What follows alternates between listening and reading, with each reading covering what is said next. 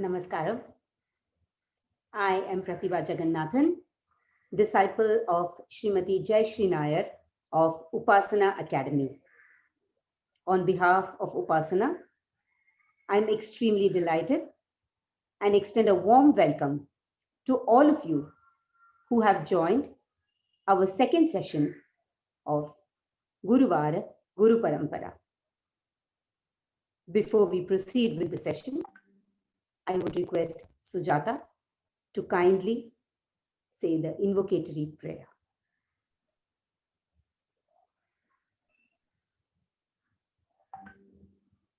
सदाशिवसमारम्भा शङ्कराचार्यमध्यमाम् अस्मत् आचार्यपर्यन्ताम् वन्दे गुरुपरम्परा।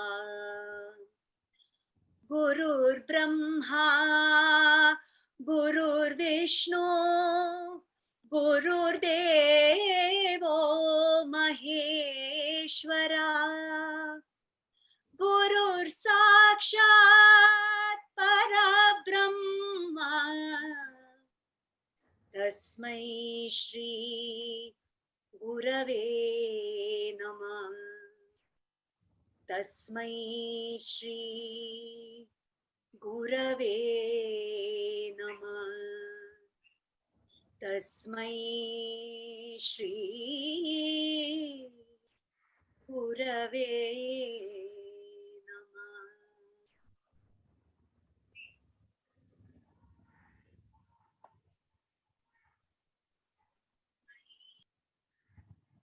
I am extremely honored to have with me today Srimati Mandakini Trivedi ji, who will be talking to us about classicism.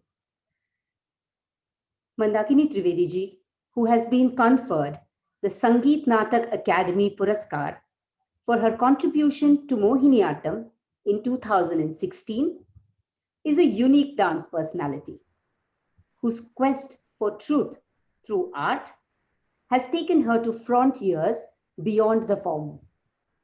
An accomplished performer, teacher, choreographer in the style of Mohiniyattam, and writer on dance aesthetics, her chief work is in the understanding, teaching, and spreading the art of Indian dance as a complete yoga rooted in subtle yogic principles.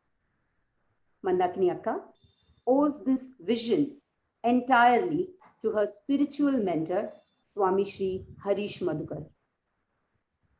Mandakini Akka's work in Mohiniyattam has been about giving the style a dynamism in choreography through exploring space dimension, rhythmic patterns, and a variety in themes and literature that she feels the style is urgently in need of. She has been inspired by the theatrical forms that abound in Kerala and used those vibrant Abhinaya techniques to offset the lasya or gentle elements of the style. The other area of her work in classical Indian dance is to look closely at the elements of yoga in Indian dance that are hidden in its form, content, and experience. She travels within India and abroad to share this vision of dance, not just for dancers, but for all allied disciplines like design, architecture, film and animation, deconstructing classical Indian dance to reveal its encyclopedic form that is steeped in principles of Indian thought and philosophy.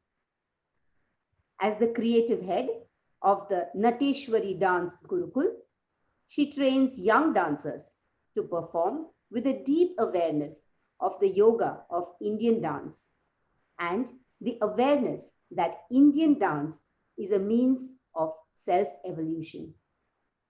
Parallelly, Mandakini Akka's work is at Shakti Yoga Ashrama.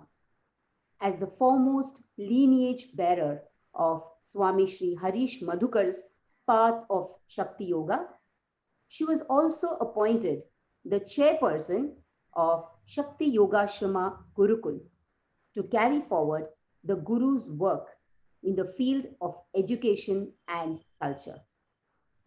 Here, she has created residential cultural awareness programs that integrate yoga, arts, environmental studies, and holistic lifestyles, thus paying homage to the whole of Indian culture. The ashram programs are an effort to address the need of the times to give Indian youth a genuine understanding of the philosophy of yoga and its many expressions so that they develop self-confidence and pride in the rich heritage of our country and become true global citizens who are rooted while being broad-minded. She is the author of 3 books on Indian dance, The Yoga of Indian Dance, Sutras on Dance, Nepatya, Behind the Curtain. She has also written Ananda Yoga, Conversations on Happiness, being a record of Swami Sri Harish Madhukar's teachings.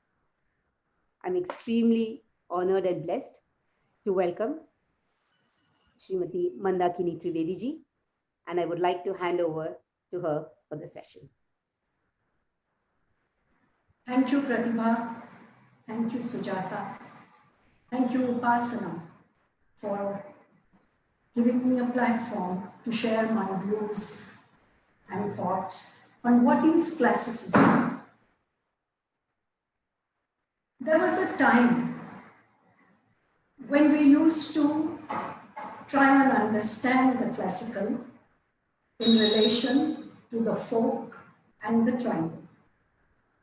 It was fairly simple because they belonged to one family, the classical, the folk, and the tribal.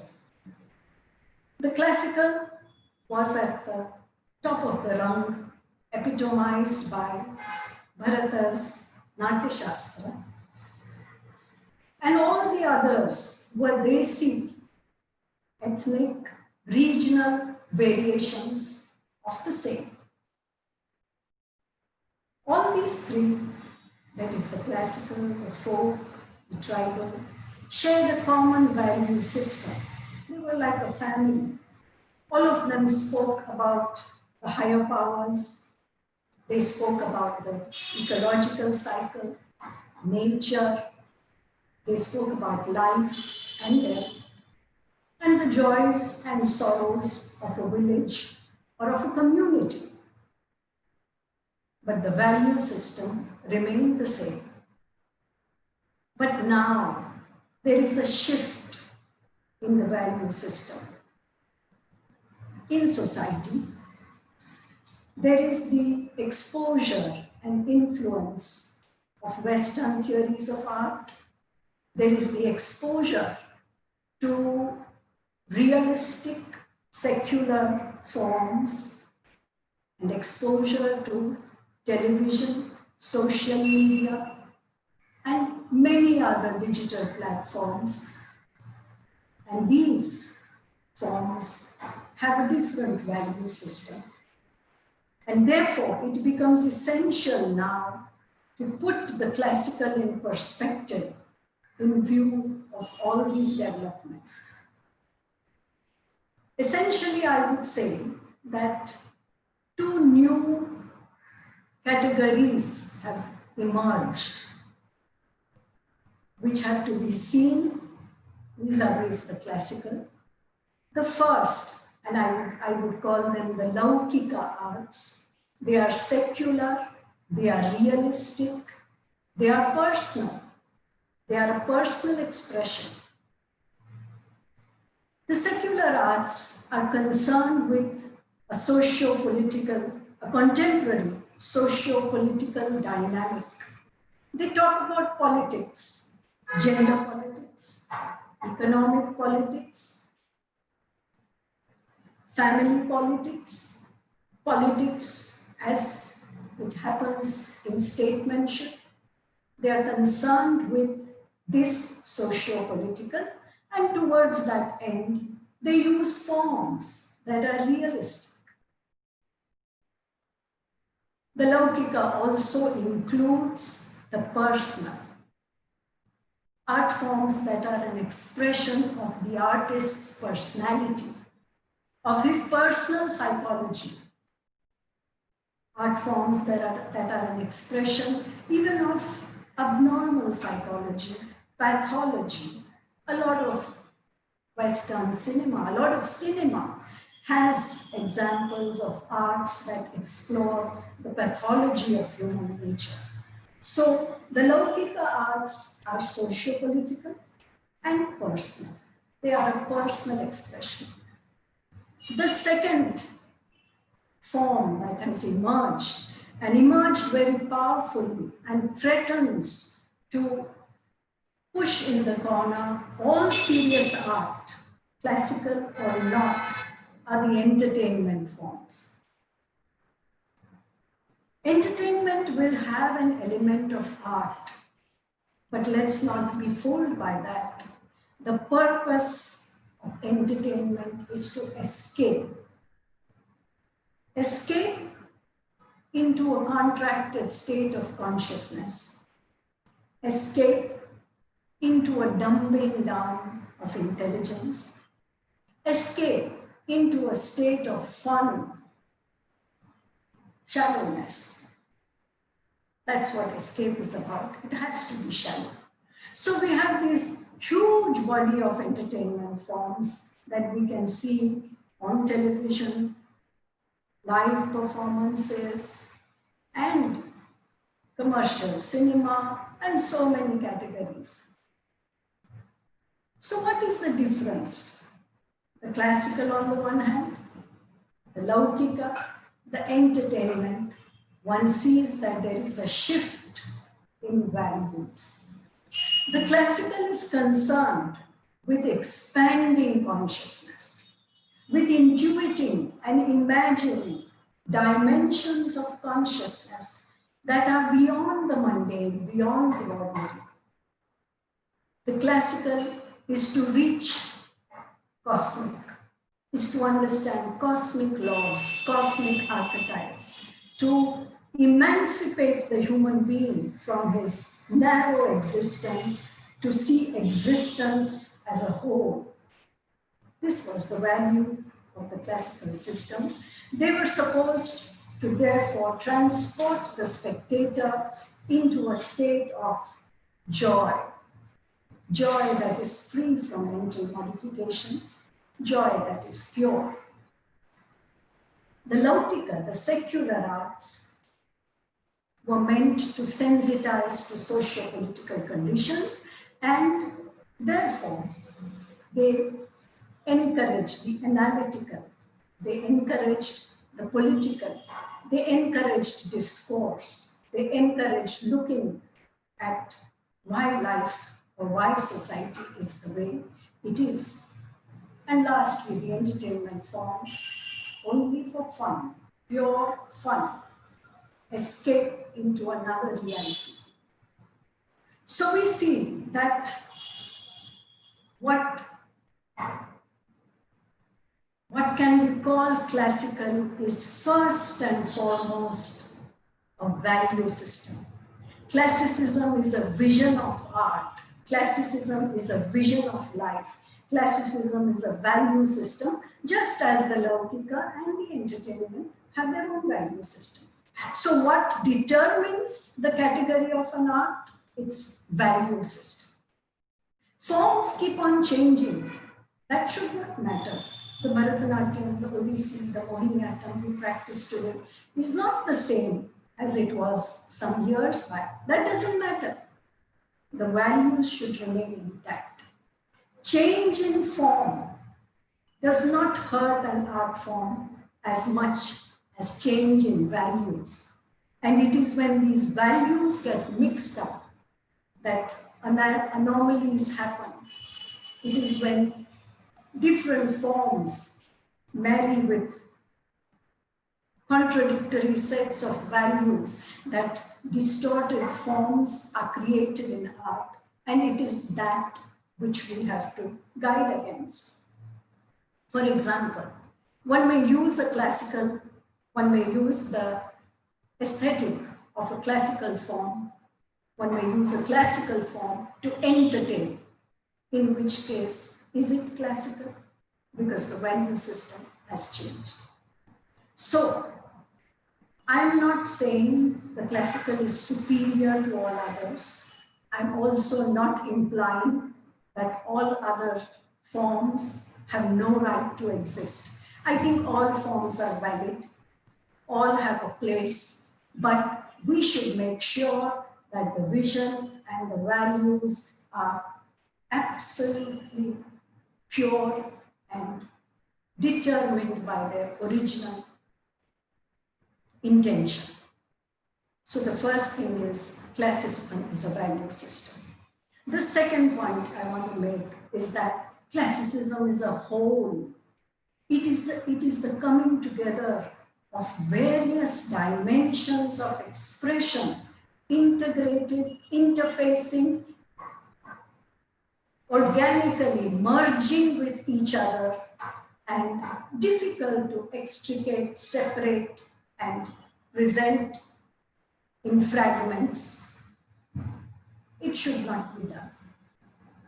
The classical art is a whole, it is multidimensional, it is multi-textured, and these textures, and that is the greatest challenge of a classical art, to preserve the whole. Parts are preserved, but can we preserve the whole of the art? And so the classical form is like, as children we used to play this, arrange the cards into a pyramid. You kept them, you arrange the cards as triangles, then you put one line of cards on top, then again triangle, and it became an entire pyramid. And then if one were to even try and remove one card, the entire design would crumble. I think classical is like that. It is this whole, and that's the challenge. And that's why we call them sadhanas. And that's why we say that they are the highest, because they are dense with forms and meanings and expressions, and they are layered, and each layer, and the more the layers, the denser the form is. So classical is a whole. To explain this, I would like to bring in another terminology. I call the classical forms as transcendental forms. Transcendental, not only because they are talking of higher religious, spiritual, moral values, but transcendent also because they are transcending. They explore and they move forward, and they explore and they move forward, and as they move along, they gather whatever is explored, they become inclusive. The classical arts, they are not just one dimension. So you move from the sensory to the conceptual, the intellectual to spiritual, and yet you don't forfeit the sensory or the intellectual. You take it along. They are inclusive. And that is why I also, the word transcendental is, for want of a better English word, actually I would say they are alaukika. They belong to another dimension of expression. And this alaukika dimension is possible only if we preserve the whole, not in fragments. So what are the dimensions that the classical talks of, that the alaukika art talks of? It is triple layered. Now 3 in Indian thought actually means the whole. So when I say triple layered, it includes everything. So they are triple layered. If you look at any form, it has 3 aspects. One is the form, the actual, visible, oral, tangible form that you can see. The other is the content, what is this language trying to express? The story, the narrative, the parable, the thought, the concept, that is the content. And finally, these two are meant to give rise to an experience. Now, the characteristic of the Alaukika arts, which makes them so dense, is each of these works at triple levels. You take the form is at once aesthetic, symbolic, and yogic. You take the content, it is at once narrative, as in a story, symbolic, and yogic. Simultaneously, imagine this is all happening simultaneously. You take the experience, it is sensory, it is sensual, it is cathartic, it is ananda. Like a Rubik's Cube, 9 textures are constantly playing around in a classical art. Let me give you an example. Let's take the form. I said the form is aesthetic, symbolic, and yogic. Take this simple gesture, what we call the Anjali Hasta in dance. It's of course aesthetic, and that is why it is used again and again to show Indianness. This particular gesture, the Anjali Hasta, the Namaskara, is the most aesthetic, austere, and beautiful gesture. Is it symbolic? Yes. The right side of the body, the left side of the body. The two halves, which are two currents, two energies, negative and positive, are joined. And you are saying, this is why it is used as a greeting in India. I am saying, you and I are one. And between us is pure consciousness. My Guru would say, this is the meaning of your namaskar. When you are greeting somebody, you are saying, you are my very form. You are no different from me. I shall treat you as I treat myself. So this is symbolic. It is aesthetic. It is symbolic. Is it yogic? Absolutely. Opposing energies of the body, the positive and the negative, come together to become neutral. And you achieve a state of thought-free state. That is why in yoga this is called Namana Mudra.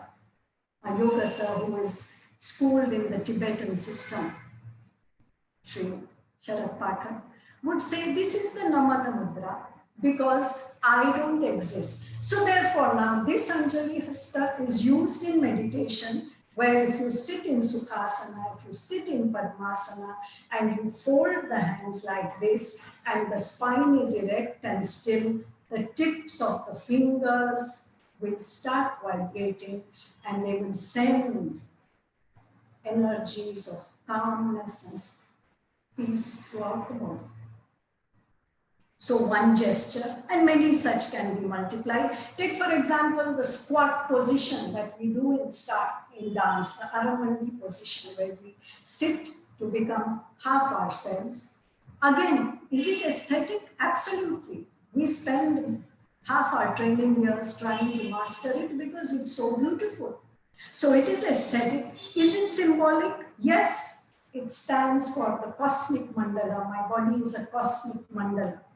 This design that I'm creating in space is expressive of the coming into existence of the world and its dissolution. Everything is explained in this one posture. Is it yogic? Absolutely. The dancer's body is so organized that all the triangular energies in the body, they are perfectly balanced. They emanate from the navel. The dancer's body becomes a Shri Yantra. So one simple technique of Indian dance is aesthetic, symbolic, yogic. And one can keep on multiplying expressions. Every hasta, Almost every hasta has a story behind it of how it originated, and also a parallel mudra that is used either in Ayurveda or in yoga for healing or for states of peace. This technique is completely yogic in nature, but without sacrificing the aesthetic, without sacrificing the symbolic. Now you take the content, the themes that we dance. At one level, they are a beautiful narrative, a beautiful story. Even a child can enjoy, and even as adults, we can listen to them again and again and again. Every story that you dance is a narrative, whether you understand it or not.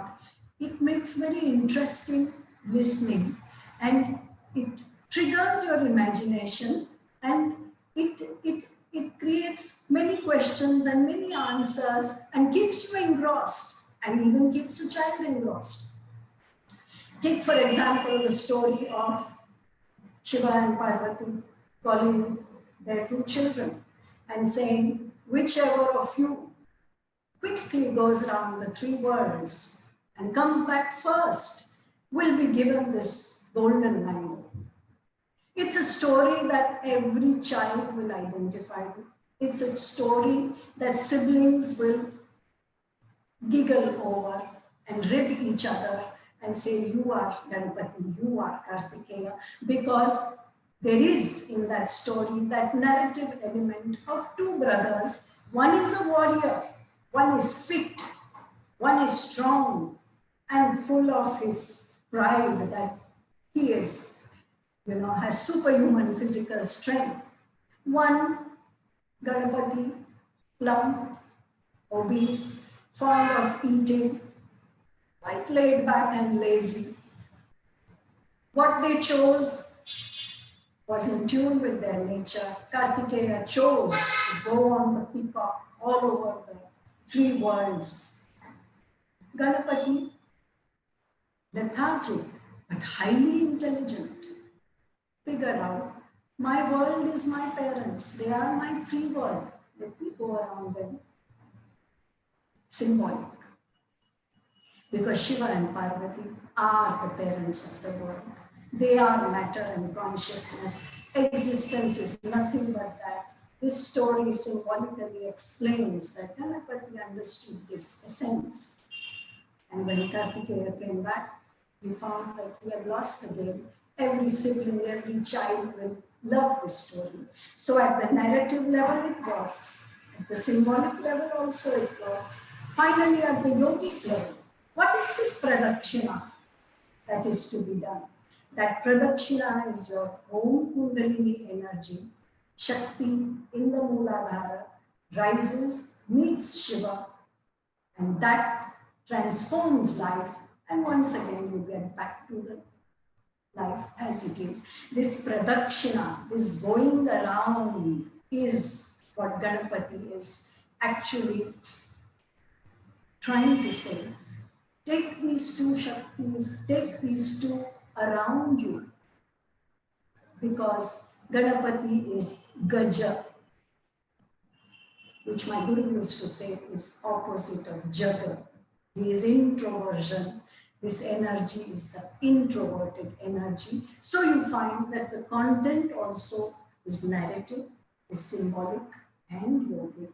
You can take whatever works for you, but the form has all of it. And it is what gives its classicism. Then you come to the experience. The experience is primarily a sensual experience of beauty and design and coordination and all that goes with it. But it is not just a sensual experience. It is also cathartic.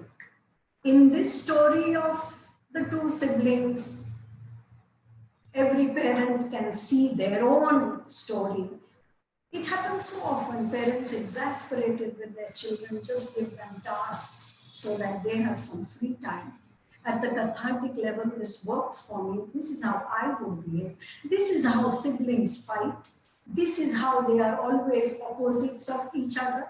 It works at a very cathartic level in helping me find my emotions. And finally, this experience, because of the entire structure of the classical art, gives me ananda.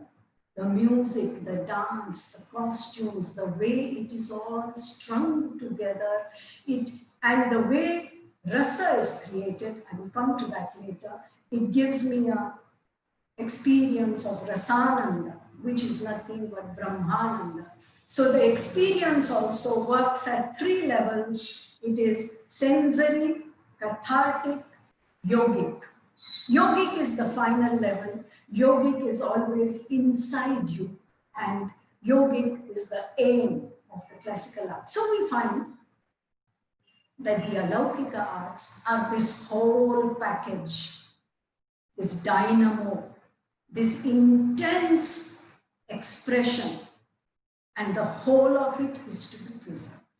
If you fragment, then the question arises, is it classical? If I simply keep the aesthetic elements of an art, is it classical? Or is it just entertaining? Simply retaining the aesthetic element makes it entertaining. If I ignore the other elements, and this is happening to our arts all the time, we are retaining the aesthetic because it's entertaining, because it's sensual, because it's easy to understand, and we are telling the other facets, layers of the art to be quiet. But fragmentation is not classicism. If you retain just the symbolic, just the conceptual, just the thought, then it becomes analytical discourse, but it still is fragmented. You may retain the yogic only, in which case it is yoga, not art. So can we, all these 9 dimensions of the art, keep them intact and fully explore them? Dance education will have to accommodate this in the training if it has to be achieved. We have to spend as much time explaining to our students the symbolic and the yogic in the form, content, and experience, and not just focus on the aesthetic. But because the symbolic and the yogic do not give a professional edge, they are ignored. Nevertheless, classicism is the whole. If you preserve the whole, it is classical. So you find classical is a vision, is a goal, is a purpose. What is the purpose of this art? A million times a student and a teacher have to ask themselves, what is the purpose of my art?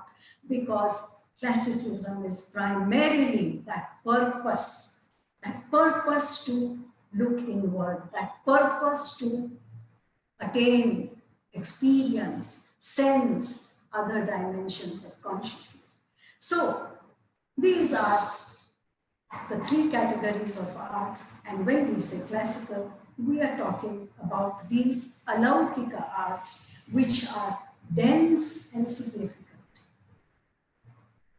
Having said that, now I would like to focus on 7 points that constitute classicism.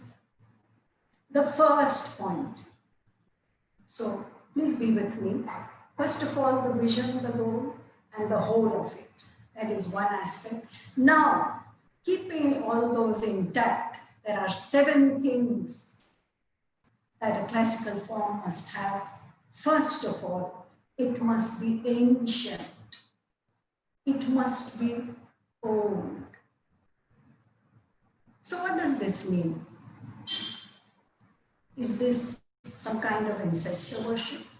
Or is it that they knew better, we do not? Or is it this repressive attitude that the young know nothing only the old know. Is that why we say it has to be ancient, it has to be old? No, that's not the point. The point is tradition is a master thought. It consists of master thoughts.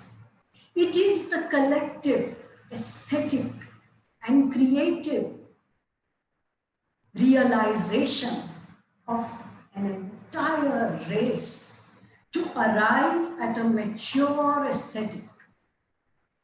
This mature aesthetic, one person, few years, a generation cannot get. This essence of what is beauty, what is art, this mature aesthetic takes many centuries to develop, and time retains only what is true.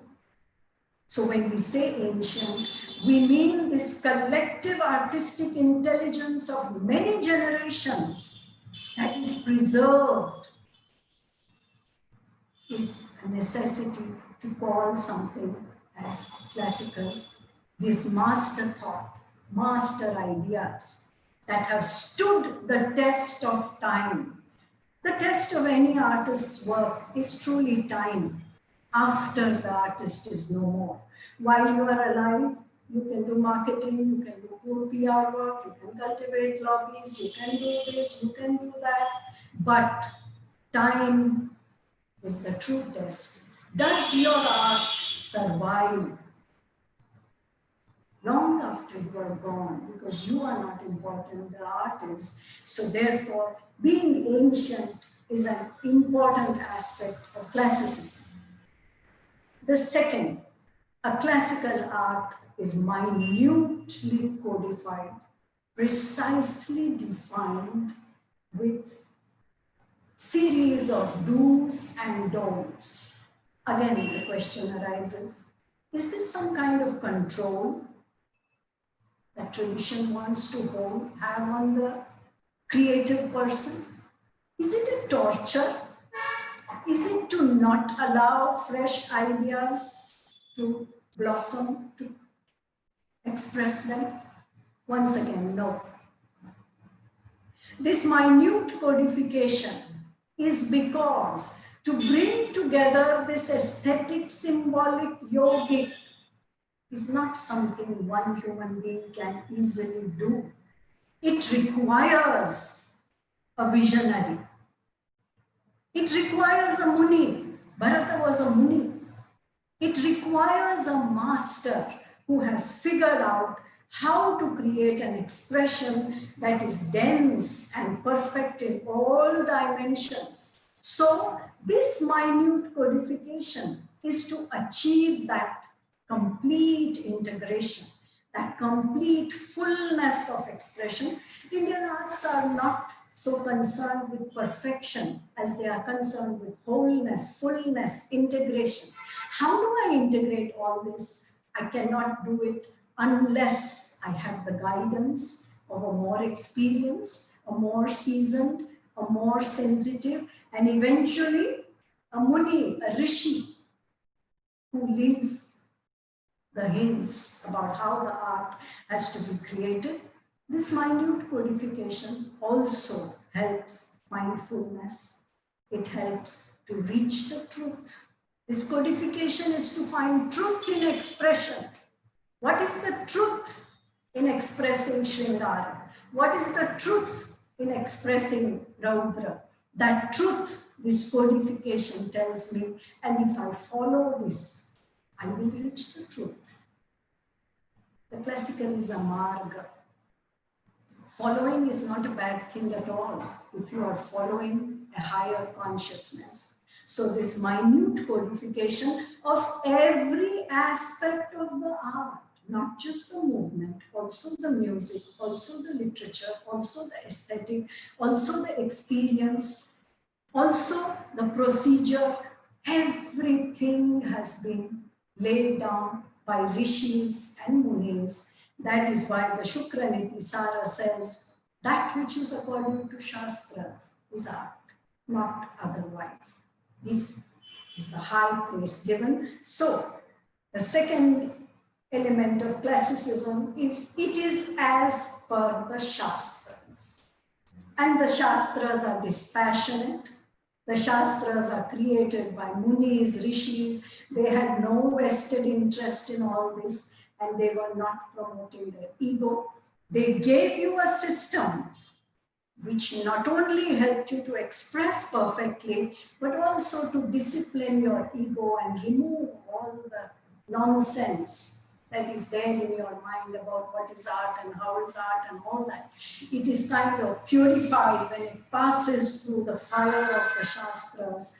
Your ideas of art come out like gold glistening.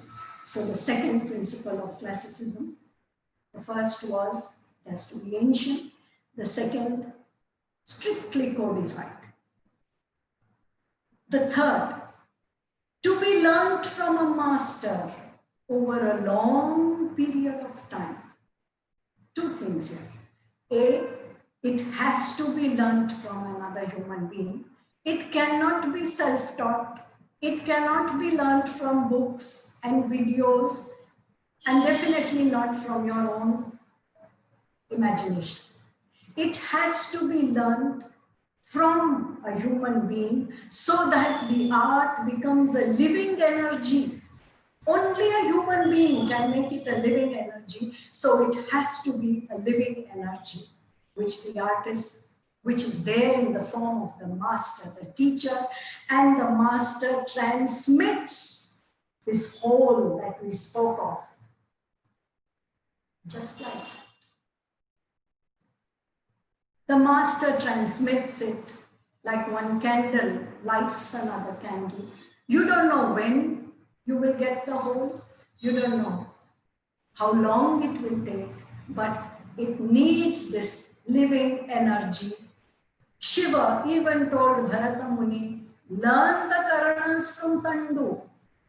You have to learn it from someone. So this is Guruparampara. It has to be learned from a living human being, a master, and preferably a seer if one is lucky to find one. Secondly, this has to be learned over a long period of time. It's not a matter of 1 or 2 days, 1 or 2 years. The minimum yardstick is 7 years. At least level 1 is 7 years. Why 7? Because this body consists, again something I learned from my yoga sir, this body has 7 systems: the respiratory, circulatory, digestive, excretory, the bone, marrow, etc., the central nervous system, and intelligence. You have to learn the art so that it percolates to the cellular level. Every bit of blood in your body must know this art. Bone, marrow, blood must be soaked in the art. Again, our yardstick of 3 remains. So 7 years is just 1. Again, 7 years, 14 years, you practice it. And then another 7 years, the highest level, 21 years, this art has to be practiced without stopping. Look at the patience that is required. Look at the tenacity. Look at the capacity to hold what we call in yoga dharana, to hold the knowledge. How? Those of you who have learnt dance should know. You are taught and you drop it. And again, you pick up the pieces. And again, your hands shake, you hold it, it's gone. 21 years, so that every bit of me is chanting the mantra of the art. So the third thing is the classical has to be trained, has to be learned over a long period of time. And now we come to the 4 pillars of classicism, the next 4 points that I would like to emphasize. The first, rasa. So rasa is not just 8 human emotions. Those are found even in TV serials. They are found in commercial cinema. They are found everywhere. That doesn't make it rasa. Rasa is sublimated, universalized, aesthetic emotion, expressed through an alaukika form to create an impactful experience that dissolves your ego and makes you see the ananda, that is the substratum of all experiences. This is rasa. If it is universalized, sublimated, aesthetic, expressed through an alaukika form, and if it is impactful, it dissolves your ego. That was the purpose of the Indian arts when you say yoga. Through this art, the artist's ego should be destroyed. Through this art, the spectator's ego also should be destroyed. When the ego is destroyed, Ananda is anywhere there. The most important pillar of Indian art is it has to be rasatmaka, and this rasananda is akin to Brahmananda. How do I create this impactful experience? So you come to the fifth quality of a classical art. It has to have sadharanikarana. It must be universalized completely. It is not personal.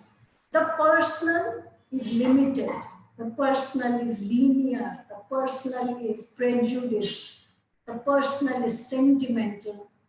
It is certainly not eternal. It's almost vulgar because one ego is giving itself so much importance. Sadharanikarana, to make it universalized, is the only way rasa can be expressed. The word sadharanikarana may sound like common, ordinary, but it is not. It is not the lowest common denominator.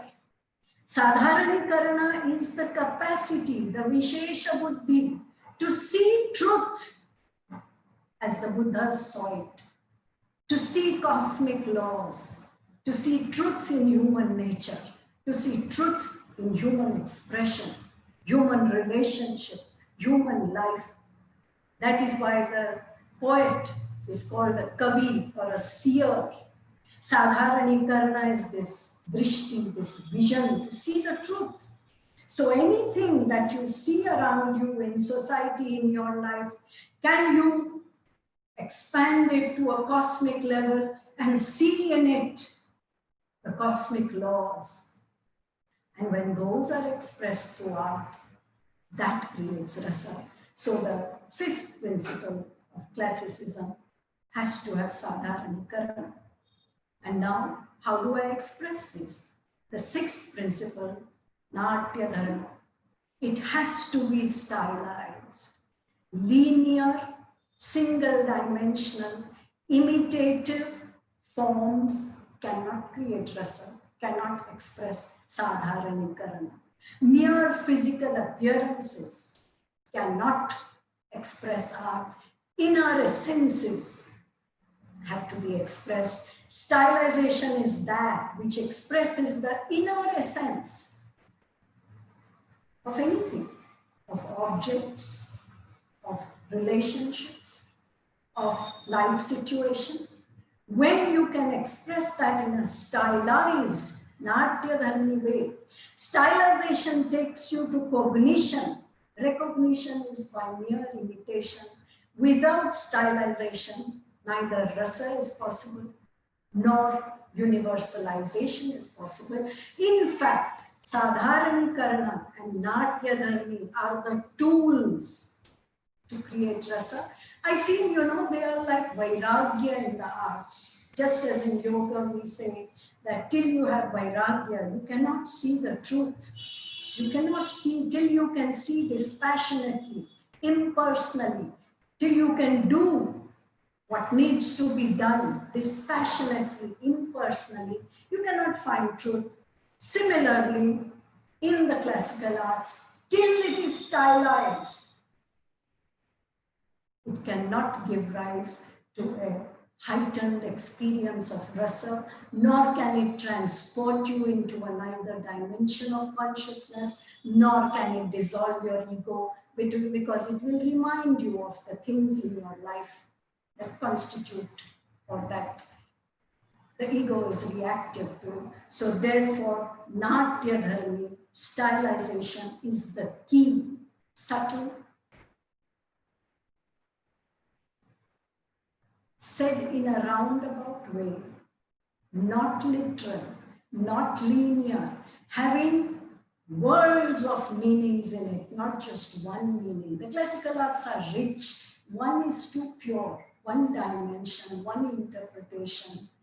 One is too poor, sorry, not poor, pure. One is too poor. Stylization is to express many dimensions of anything. Layers and layers and layers and layers, of which the visible and the imitative form is not only least important, but has to be avoided. So the sixth principle, stylization, Natya Dharma.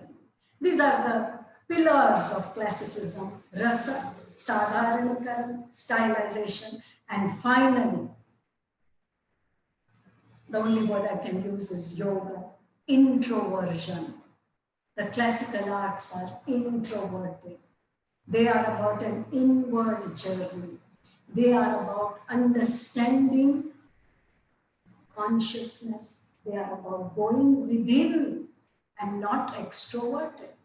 They are a life journey. That is why they are called sadhanas.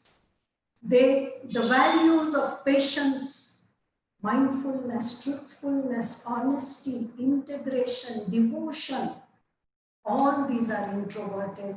Unless there is introversion, you cannot call it classical. You may use the form to express extrovert things superficially. The form is very versatile, remember. If it can do the introverted, it can 100% do the extroverted, but it's like going to a king and saying, can you give me a pair of rubber slippers? Of course he can give you, but don't you know of better things to ask for? The classical is introverted. Extroversion is very easy, but it avoids that. It is a journey within, towards, to yourself. And all the form, the content, everything is telling the artist, look inward. Without introversion, without yoga, our arts would not be what they are. Classicism, finally, the final pillar of classicism is introversion, a sadhana, a life journey towards purity, from gross to subtle, from low to high, from outward to inward. Unless that is done, how can you call it classical? So in conclusion, the reason I said 7 points is because I thought that the 7 systems have to assimilate these 7 points. So the 7 points of classicism are these. And in conclusion then, having understood classicism this way, I have 3 questions that every artist practicing the classical art must ask itself and must find answers to. First question, can the practice of such a classical form be a mere profession for livelihood, to make money, for name and fame?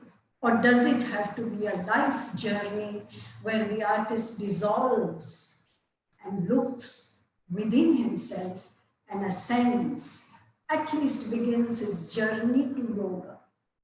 Journey, inward journey, even if we say the arts cannot. Does this art make you look within? So, first question is, can this be a mere profession? And by treating the arts as profession, if we forget that they are sadhanas, can we call it classical? That is question number 1. Question number 2 is, Can I impactfully express Shiva, Krishna, Devi, Radha, Vishnu in my art if they have no place in my life? That is the second question. Can my expression, my performance be impactful if these gods and goddesses that I dance all the time, they have no place in my life? They are only faked on stage. Is that classicism? Again, this I have no answers. I can only answer for myself. This is for every Indian dancer to think. And thirdly, can the purpose of my life be different from the purpose of art? Can I profess devotion, sublimation, truth, yoga, peace in art on stage and not have it in my life? Will that be authentic expression? Again, it's a question we all have to answer. Because this is a question that our colleagues from the contemporary and modern art are going to ask us. The artist is one who speaks about what deeply concerns him, moves him, about his own life goal through the art. We see that in the contemporary arts. They are completely, intensely immersed in what they say. If they are talking of gay rights, they absolutely live it, believe it, practice it. What they are in life and their art, there is no gap. This integration gives them strength. Does the classical artist also have to forge this integration of what I say in my art, I am in my life, I say in my life? Because if that doesn't happen, then the classical arts will be museum pieces where we can say, once upon a time, they danced like this. But if they have to be living traditions, each one of us has to answer these three questions. I conclude. Thank you so much, Sujata and Pratibha.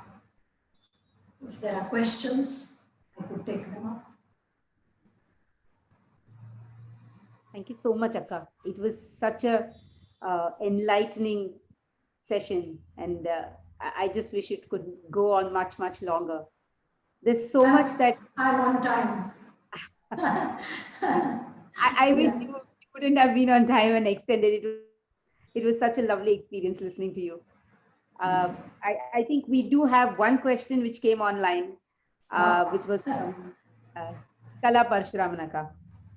Her question is, classical is concerned with the ideal, both form and content. But is this ideal? Is it to remain static over time? Is it then not shutting off to new learning and understanding? So the use of the word ideal, the classical is not about the ideal, it is about truth. And truth doesn't change. The Ashtarasas don't change. You can look at truth in fresh perspectives, in newer and newer ways, but truth remains the same. The classical, and that's what I was trying to say, is not here to repress you, is not here to curb your creativity. It's giving you the tools and it's saying, here, create. But if you want an art that lasts long, then follow these principles. If you want an art that is just your personal expression gone with you and not revealing a higher truth, Like I said, all forms are valid, but you cannot take a form, separate it from its vision, and just see. Whenever any form is created, the creator first thinks, what is the purpose of this form? If I were to create an aeroplane, first I think, so why do I want to create an aeroplane? I don't just create something and then say, oh my God, maybe now I should take it on the road. No, it won't work. Maybe on the water. No. Okay, then I'll fly. It's not like that. The vision, the purpose comes first. And as a classical dancer, it is your duty to study that vision so that you understand the form. If you have another vision, if you have another purpose for your art, most welcome, create a form that will express that. Please go ahead. Everything is valid. Your purpose is also valid. You don't have to aspire for truth and yoga. Fine, I agree. So create a form like that. But when you are using this form, then understand why it was created like that. Why did Bharata say from the Rig Veda, you take the Vachika, from the Samaveda, you take the songs, from the... Why did he say that? There was a purpose he had in mind. So each one has a right to define their purpose of art, and then they have to create a form accordingly. This form, if you change its vision and purpose, it will become abnormal. This form, if you fragment, it will become incomplete. You can do anything. See, the tradition is very silent, very patient, but truth never dies. It just hides till somebody who will recognize it comes. I hope that answers the question. I'm sure it does. There's another question. Okay, Kalaka says, thank you. So I guess, yes, that answered her. Okay, so there's a question from Rajni Dalal. She says, today also will be ancient after a few hundred years. So how will that be known? How will that be? So today, the time that we are in, this will be ancient after a few hundred years. Sure. So the tradition is a unbroken chain. Today will be there in that chain. Unbroken. Truth. All times have truth in them. That which is truth will stay. That which is not will go. That is the great intelligence of Kala. It keeps what is true. You don't have to use your gray cells and worry about what will happen to our times. They will become ancient, sure. And whatever truth is there, that chain will preserve it. Tradition is a huge, mighty chain.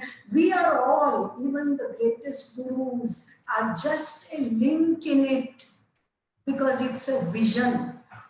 It's a vision. It is not person-centric at all. Look at the Indian arts. We don't even know who painted those images or sculpted those images. We don't know who created this Alaripu exactly. Who was this person? We don't know. And does it matter? But truth survived. The Alaripu is a masterpiece. Even today, a young student will say, wow, what a piece of dance. So where there is truth, persons don't matter, personalities don't matter. I hope it answers. I have a very basic level question. So many years back, a lot of activities for children involved storytelling. So we, even our generation, when we grew up with a lot of stories, listening to stories of gods, mythology, a lot of stuff, a lot of ancient stuff. That touch, I feel, has been lost, as the generations grow. So today, I find a lot of young students who are unaware of our stories. So when we talk about, like you said, how can you portray these characters when you don't believe in them? So here, there's a lot of ignorance about our stories, our cultural stories, our heritage. How do we as teachers do something about that? Start studying the stories. One step at a time. Begin with you, and it will happen. You can only do what you can do. Don't look at revolutionary changes, government policies, and legislation and education systems changing. Forget it. You do. One individual can do a lot, and one individual in his surrounding, if he spreads it, at least you will feel that you have done your bit. Whether it will change, that is in Bhagavati's hand. It's not in our hands. She will do all that. Don't worry. You do what you can do. And don't moan that this has gone and that has gone. And we can bring it all back in your life and with your students. Yeah. Those are words of encouragement that somebody like me definitely wants and will really value. So let me just check if there are any further questions here. So if anybody has a question, I think they can post it on the YouTube comments and we will be happy to take your questions.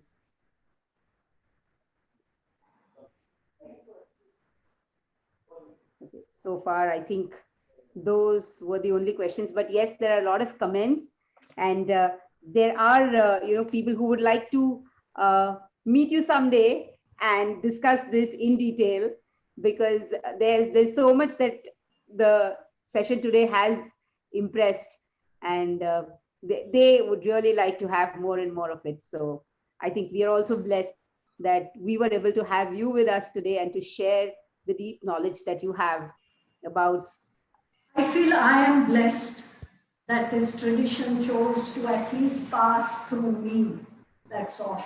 I feel truly overwhelmed that I'm this small link through which the tradition passed, and it has given me so much. I don't know if I can give it what it has given me. So thank you. And each time somebody gives a platform, it makes you meditate on the art.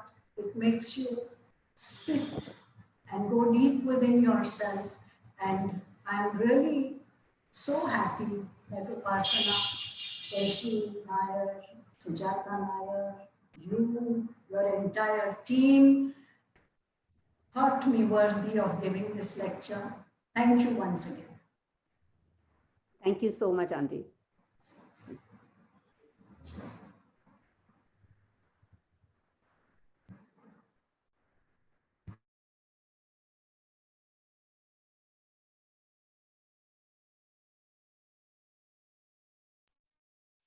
One more. Kit, can you?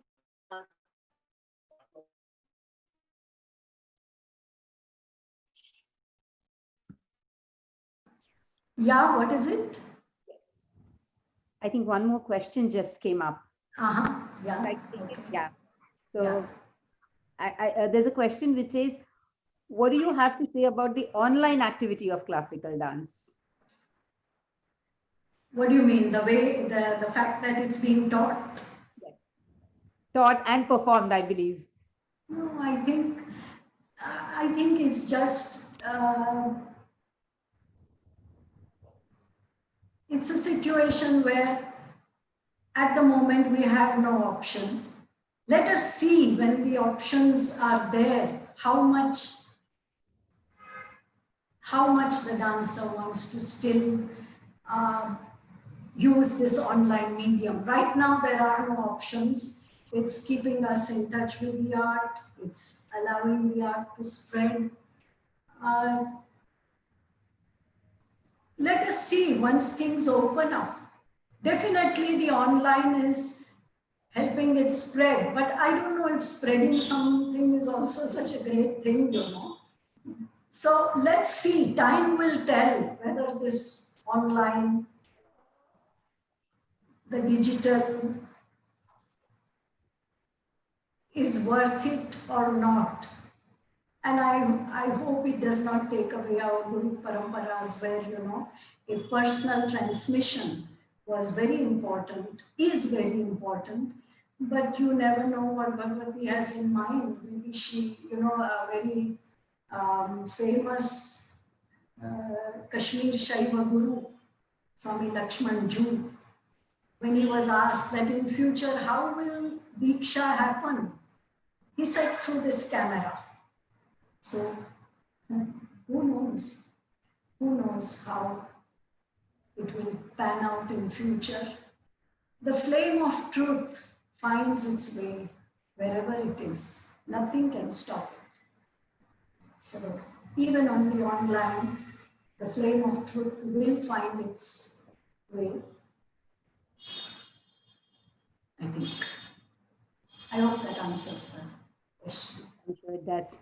Once again, thank you so much, Akka, for sharing your knowledge with us. Shall I disconnect now? Yes, thank you so much. On behalf of Upasana and all of us, and Jai Shri Yes. Before we leave, I would like to remind all our viewers to log in again next week, 7 o'clock, for the session 3 of Guruvaara Guruparampara, where we will have Srimati Rajashri Vasudevan talking on historic highlights of a historical journey with reference to the Indian culture. I thank all of you for having been with us here today and sharing your queries, your questions, and I hope that you all had as much of an enriching session as we had here. Thank you so much, everybody.